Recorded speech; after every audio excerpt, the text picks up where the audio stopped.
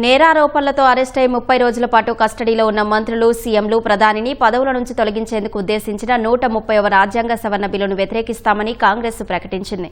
ఈ బిల్లు ఆమోదానికి అవసరమైన మెజారిటీ మోదీ ప్రభుత్వానికి లేదని తెలిపింది. జూలై 20 నుంచి ప్రారంభం కానున్న పార్లమెంటు వర్షాకాల సమావేశాల్లో 130వ రాజ్యాంగ సవరణ బిల్లును ప్రవేశపెట్టే అవకాశం ఉంది. ప్రతిపక్షాలపై కక్ష సాధింపు చర్యల కోసమే మోదీ సర్కార్ ఈ బిల్లును తెస్తోందని కాంగ్రెస్ ప్రధాన కార్యదర్శి జైరాం రమేష్ ఆరోపించారు.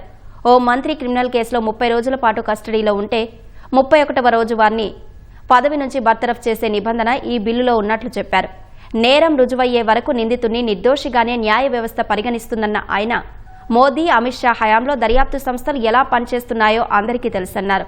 చట్టసభల్లో మహిళలకు రిజర్వేషన్లు కల్పించేందుకు డీలిమిటేషన్ పేరుతో కేంద్రం మళ్లీ తేనున్న బిల్లుకు కూడా తగిన మెజారిటీ లేదని జైరాం రమేష్ జోస్యం చెప్పారు.